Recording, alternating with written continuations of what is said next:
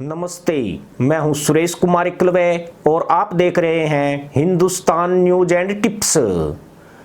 पहले बोलीविया और अब तुर्की में पाकिस्तानियों की सामत आ गई है।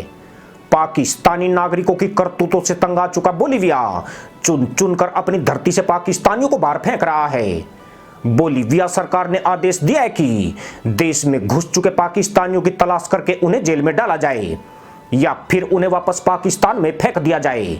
आपके इसी चैनल ने सबसे पहले बोलीविया की यह खबर आप तक पहुंचाई थी, पर अभी बोलीविया में पाकिस्तान की आफत कम भी नहीं हुई थी कि तुर्की ने भी इस देश के जाहिलों की तशरीफ चटकानी शुरू कर दी है। खास बात यह है कि पाकिस्तानी नागरिक तुर्की को अपना खास दोस्त मानते हैं।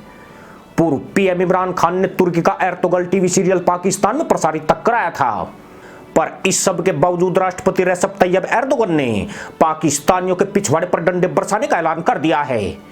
यानी जिसे देखो अब वही इनकी तशरीफ का शत्रु बन गया है। तुर्की सिर्फ पाकिस्तानियों की अवैध घुसपैठ से ही परेशान नहीं है, बल्कि इन जाहिलों ने शांति प्रिय देश में उत्पात मचाया हुआ है, जिसने तुर्की पुलिस का सिर दर्द बढ़ा रखा है।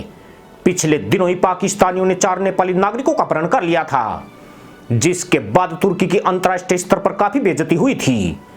तुर्की पुलिस ने पाकिस्तानी मुल्लाओं को गिरफ्तार करके पाकिस्तानी दूतावास के हवाले कर दिया था।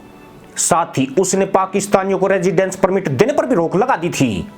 राष्ट्रपति एर्दोगन ने पिछले हफ्ते अवैध पाकिस्तानी नागरिकों का पता लगाने और उन्हें गिरफ्तार करके जेल भेजने के आदेश पर हस्ताक्षर किए थे, जिसके बाद 412 पाकिस्तानी जाहिलों को हिरासत में लिया गया है। चौंकाने वाली बात यह है कि इनमें 30 से ज्यादा महिलाएं शामिल हैं। इनमें 150 से ज्यादा महिलाएं और पुरुष ईद से पहले तुर्की में भीख मांगने के लिए अवैध तौर पर घुसे थे, लेकिन ईद गुजरने के बाद वे वापस पाकिस्तान नहीं लौटे हैं।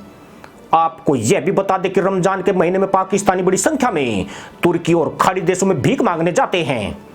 इस एक महीने के दौरान पाकिस्तानी भिखारी करीब $2 करोड़ की कमाई करते हैं। पाकिस्तानी सरकार भी उन्हें प्रोत्साहित करती है। इससे सरकार को अच्छा खासा रेमिटेंस हासिल हो जाता है। तुर्की के इस्तांबुल, अंकारा और आसपास के अन्य प्रमुख शहरों में बड़ी संख्या में पाकिस्तानी अवैध तौर पर रहते हैं। इसके अलावा पर्यटन के लिए हर महीने सैकड़ों पाकिस्तानी इस अंतर्महाद्वीपीय देश की यात्रा करते हैं। अब इन्हीं प्रमुख शहरों से पाकिस्तानियों की धरपकड़ की जा रही है, जिससे यहां रहने वाले जाहिलों में हड़कंप मचा हुआ है। तुर्की पुलिस ज्यादातर 16 से 35 वर्ष के पाकिस्तानी नागरिकों की सख्ती से जांच कर रही है। नेपाली नागरिकों की किडनैपिंग के मामले में भी इसी उम्र के पाकिस्तानी नागरिक शामिल थे, जबकि पिछले साल पाकिस्तानी बदमाशों के एक समूह को अपने देश के एक साथी का अपहरण करने और 50,000 यूरो की फिरौती मांगने के बाद पकड़ा गया था। तुर्की पुलिस की रिपोर्ट के मुताबिक देश भर में पाकिस्तानी बदमाशों के 28 से ज्यादा गिरोह सक्रिय हैं, जिन्होंने मुल्क भर में उत्पात मचाया हुआ है। इनकी वजह से तुर्की में अपराध दर में 2% की वृद्धि हुई है, जिसमें अपहरण, हत्या और धार्मिक उन्माद फैलाने जैसे गंभीर अपराध शामिल हैं। पाकिस्तान की मदरसा पैदाइश की कारगुजारियों से परेशान राष्ट्रपति एर्दोगन इन जाहिलों पर सिर्फ देश में ही कार्रवाई नहीं कर रहे हैं, बल्कि उन्होंने पाकिस्तानी नागरिकों के लिए वीजा नीति को भी बहुत कड़ा कर दिया है। अब उन्हें अस्थायी निवास परमिट भी नहीं दिया जाएगा, जबकि पाकिस्तान से समुद्र के रास्ते तुर्की में घुसपैठ करने वालों को मौके वारदात से गिरफ्तार करने और अगर वे किसी भी तरह का प्रतिरोध करते हैं तो तटरक्षक बलों को गोली मारने के मौखिक आदेश भी दिए गए हैं। दरअसल तुर्की में 6000 से ज्यादा पाकिस्तानी घुसपैठिए अवैध रूप से विभिन्न शहरों में रह रहे हैं। तुर्की सख्त कार्रवाई करने से इसलिए परहेज करता था ताकि इमरान सरकार के उसके संबंधों में खटास उत्पन्न न हो, लेकिन अब इमरान सरकार खुद बनी गाला में कैद है। ऐसे में नई सरकार से उसे ज्यादा उम्मीदें नहीं है। शाहबाज शरीफ ने सऊदी अरब की यात्रा करके एक तरह से तुर्की को नजरअंदाज कर दिया है। शाहबाज तुर्की से इसलिए भी नाराज हैं क्योंकि अप्रैल में अविश्वास प्रस्ताव के दौरान तुर्की ने इमरान खान का समर्थन किया था। सही मायनों में देखा जाए तो तुर्की पाकिस्तानियों पर कार्रवाई करके पाकिस्तान की छवि खराब करने की पुरजोर कोशिश कर रहा है।